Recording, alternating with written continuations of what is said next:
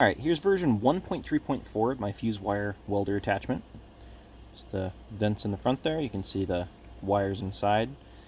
I've got the vents going all the way through here, so actually using the Nano welder, airflow is going to blow through there, out here, and straight into the tip, so cooling off the electrodes.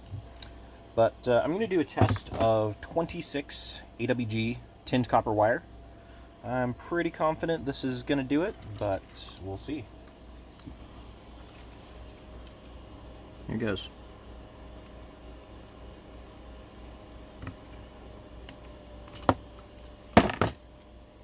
Oh, there we go.